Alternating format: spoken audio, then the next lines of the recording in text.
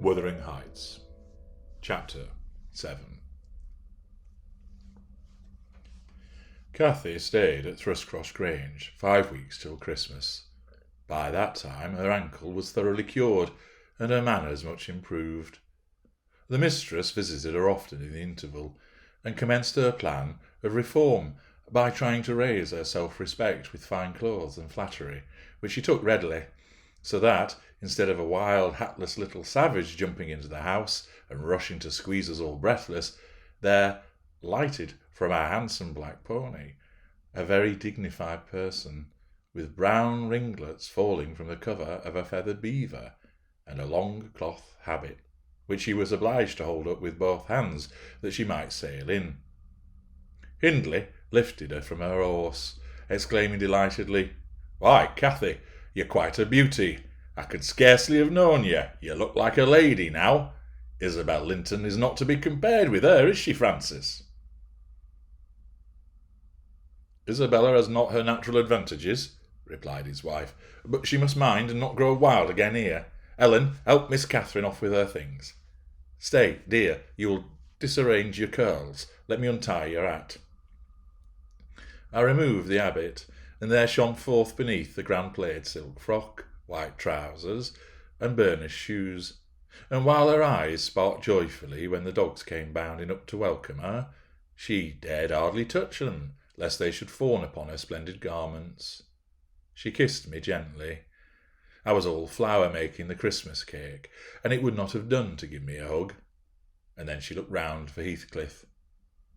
Mr. and Mrs. Earnshaw watched anxiously their meeting, thinking it would enable them to judge, in some measure, what grounds they had for hoping to succeed in separating the two friends.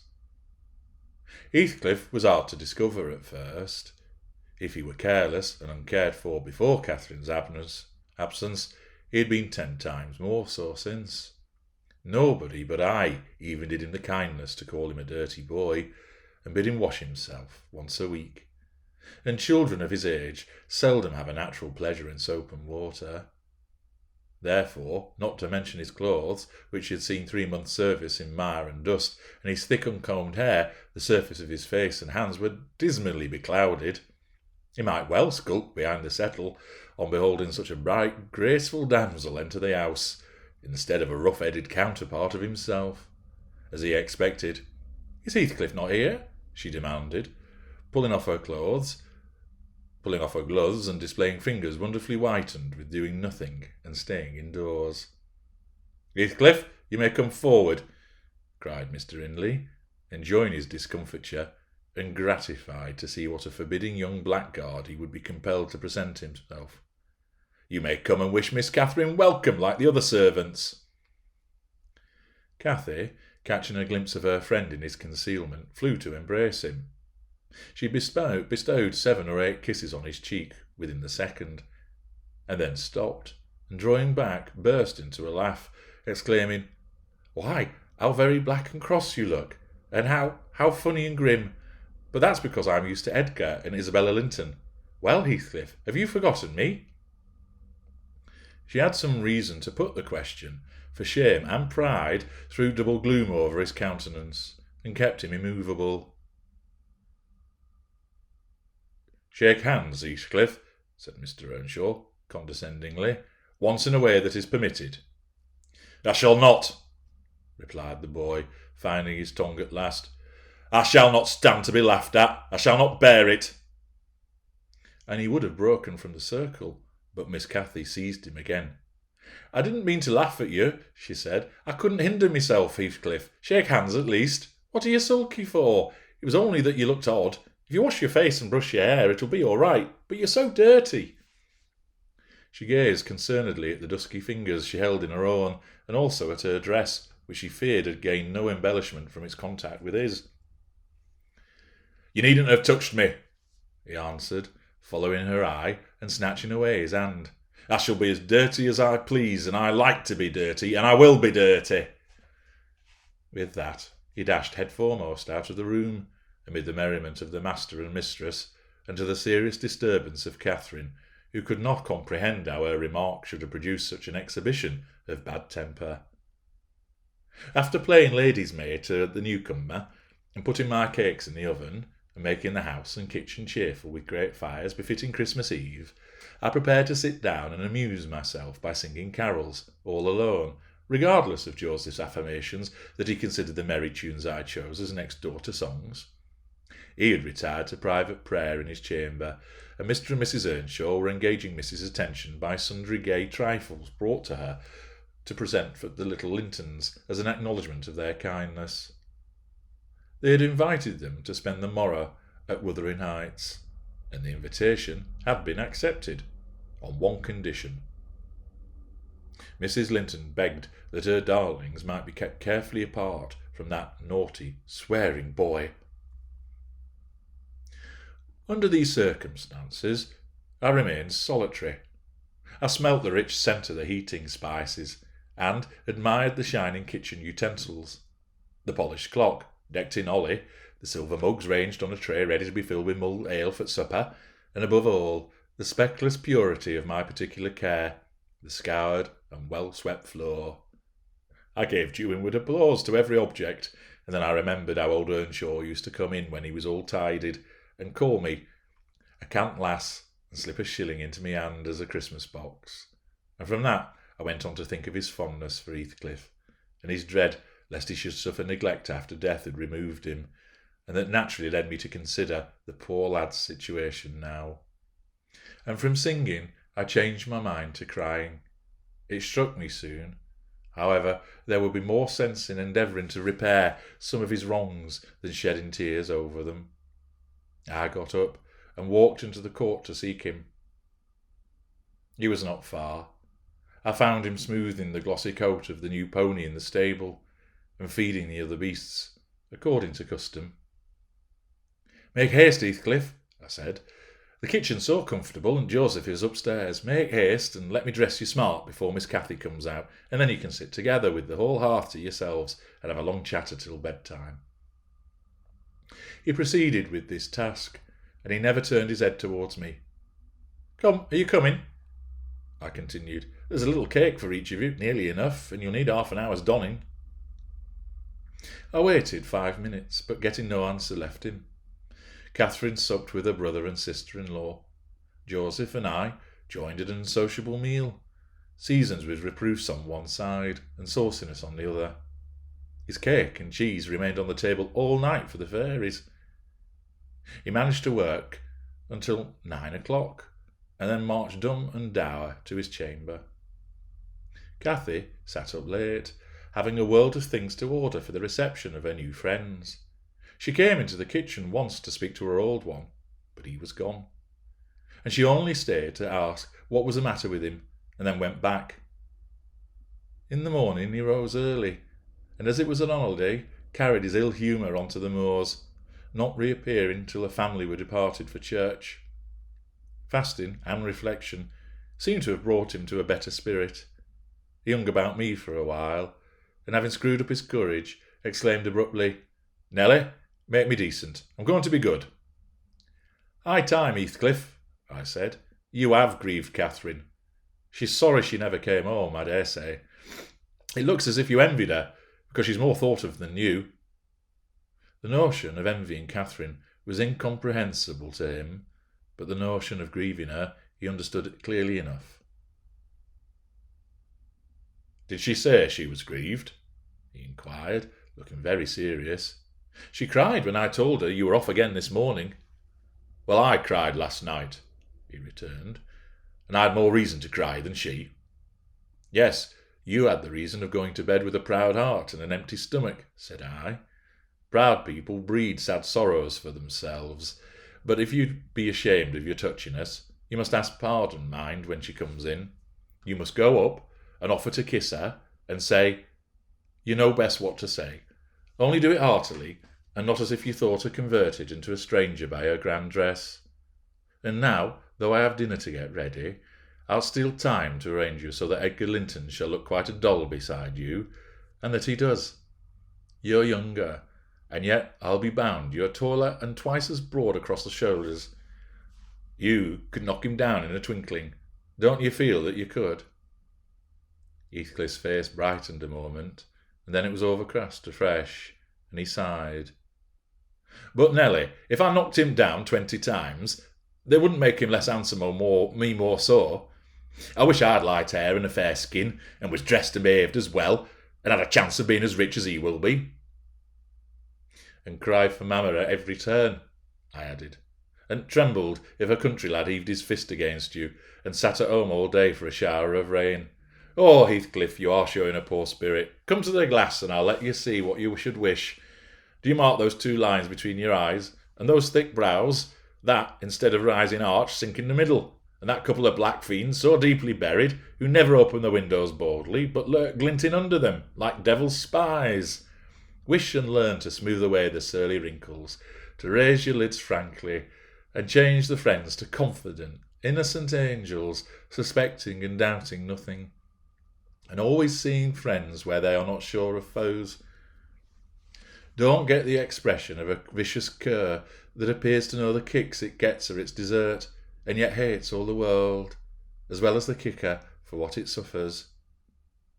In other words, I must wish for Edgar Lincoln's great blue eyes and even forehead, he replied. I do, and that won't help me to them. A good heart will help you to a bonny face, my lad, I continued.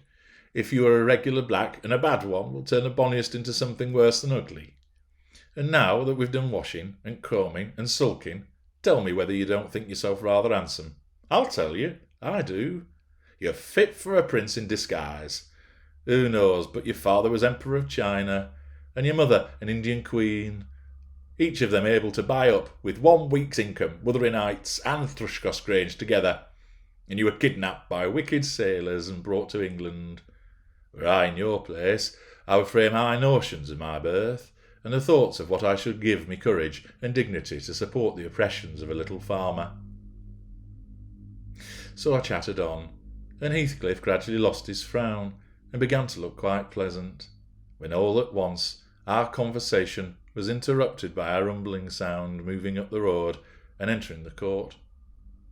He ran to the window, and I to the door, just in time to behold the 2 Lintons descend from the family carriage, smothered in cloaks and furs, and the Earnshaws dismount from their horses. They often rode at church in winter. Catherine took hand of each of the children, and brought them into the house, and set them before the fire, which quickly put colour into their white faces.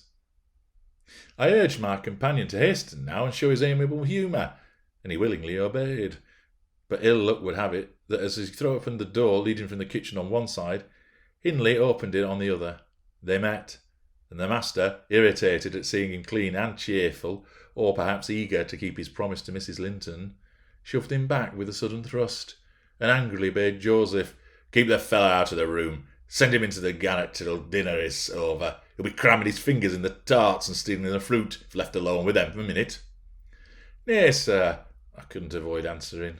"He'll touch nothing, not he, and I suppose he must have his share of the dainties as well as we." "He shall have a share of his my hand if I catch him downstairs till dark," cried Hindley.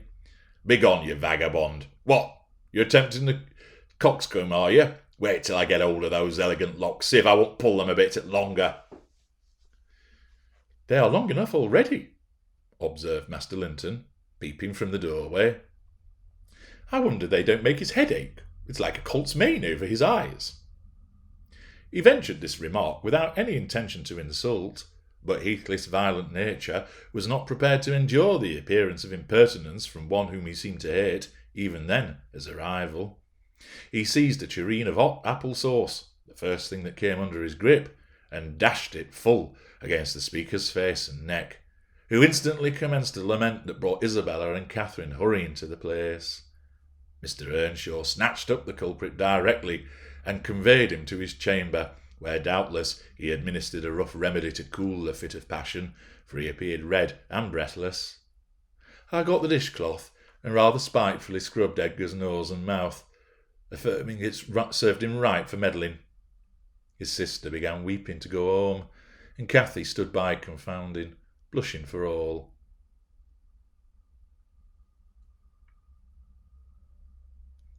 "You should not have spoken to him," she expostulated with Master Linton. "He was in a bad temper, and now you've spoilt your visit, and he'll be flogged. I hate him to be flogged. I can't eat my dinner. Why did you speak to him, Edgar?"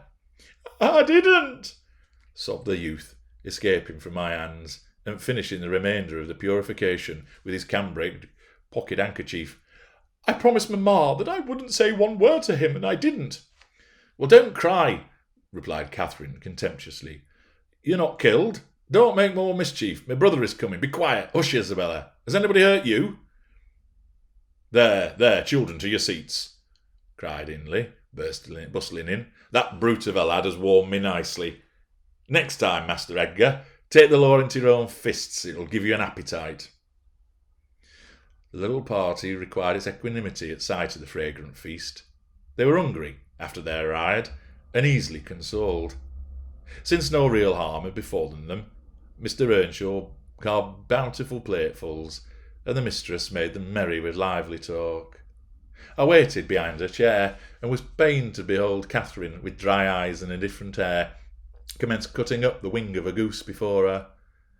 An unfeeling child, I thought to myself. How lightly she dismisses her old playmate's troubles. I could not have imagined her to be so selfish. She lifted a mouthful to her lips, then she set it down again, her cheeks flushed, and the tears gushed over them. She slipped her fork to the floor, and hastily dived under the cloth to conceal her emotion. I did not call her unfeeling long, for I perceived she was in purgatory throughout the day, and wearying to find an opportunity of getting by herself, or paying a visit to Heathcliff, who had been locked up by the master, as I discovered, on endeavouring to introduce to him a private mess of victuals. In the evening we had a dance. Cathy begged that he might be liberated then, as Isabella Linton had no partner. Her entreaties were vain, and I was appointed to supply the deficiency. We got rid of all gloom in the excitement of the exercise, and our pleasure was increased by the arrival of the Gimmerton band, mustering 15 strong, a trumpet, a trombone, clarinets, bassoons, French horns, and a bass viol besides singers. They go the rounds of all the respectable houses, and receive contributions every Christmas, and we esteemed it a first-rate treat to hear 'em. After the usual carols had been sung, we set them to songs and glees. Mrs. Earnshaw loved the music, and so they gave us plenty. Catherine loved it too, but she said it sounded sweetest at the top of the steps, and she went up in the dark. I followed. They shut the house door below, never noting our absence. It was so full of people. She made no stay at the stairs head, but mounted farther to the garret where Heathcliff was confined, and called him.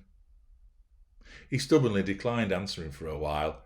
She persevered, and finally persuaded him to hold communion with her through the boards. I let the poor things converse unmolested, till I supposed the songs were going to cease, and the singers to get some refreshment. Then I clambered up the ladder to warn her. Instead of finding her outside, I heard a voice within. The little monkey had crept by the skylight of one garret, along the roof, into the skylight of the other, and it was with the utmost difficulty I could coax her out again. When she did come, Heathcliff came with her, and she insisted that I should take him into the kitchen, as my fellow servant had gone to a neighbour's, to be removed from the sound of our devil's psalmody, as it pleased him to call it. I told them I intended by no means to encourage their tricks, but as the prisoner had never broken his fast since yesterday's dinner, I would wink at his cheating Mr. Hindley that once. He went down. I set him a stool by the fire, and offered him a quantity of good things, but he was sick and could eat little, and my attempts to entertain him were thrown away. He leant his 2 elbows on his knees and his chin on his hands, and remained wrapped in dumb meditation. On my inquiring the subject of his thoughts, he answered gravely, "I'm trying to settle how I shall pay Hindley back. I don't care how long I wait. If I can only do it at last, I hope he will not die before I do." "For shame, Heathcliff," said I. "It is for God to punish wicked people. We should learn to forgive." "No, God won't have the satisfaction that I shall," he returned. "I only wish I knew the best way. Leave me alone and I'll plan it out. While I'm thinking of that, I don't feel pain."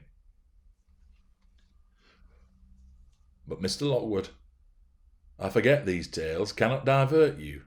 I'm annoyed how I should dream of chattering on at such a rate, and your gruel cold, and you nodding for bed. I could have told Heathcliff's history, all that you need hear, in half a dozen words."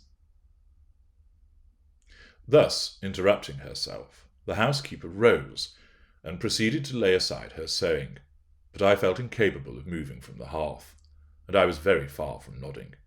"Sit still, Mrs. Dean," I cried. "Do sit still another half hour. You've done just right to tell the story leisurely. That is the method I like, and you must finish it in the same style.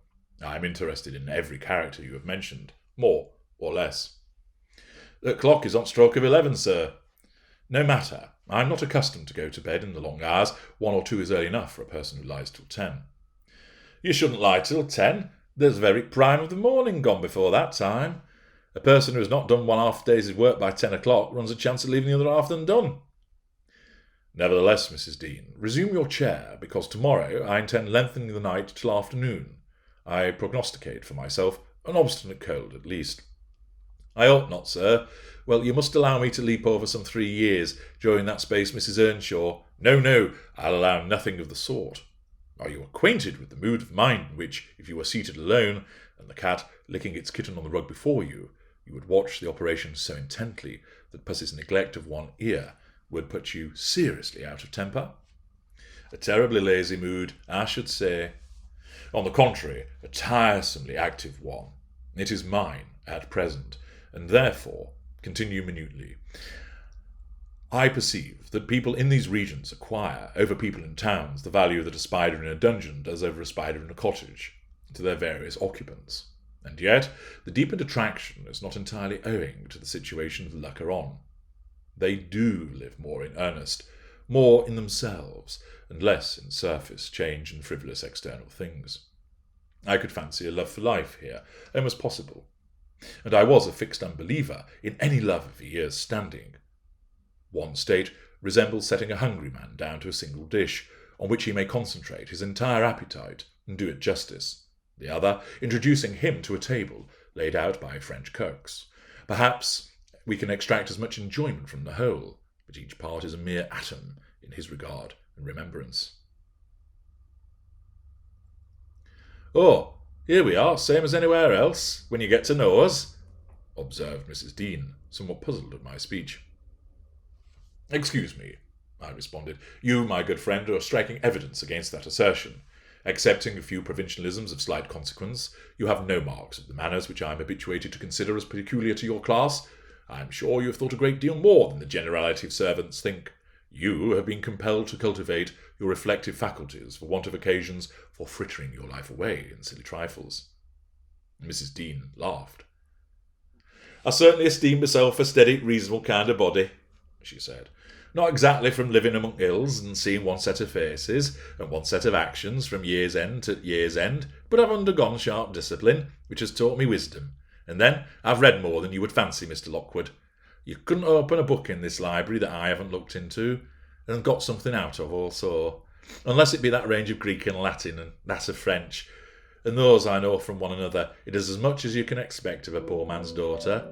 However, if I am to follow my story in true gossip's fashion, I'd better go on, and instead of leaping 3 years, I'll be content to pass to the next summer. The summer of 1778, that is nearly 23 years ago."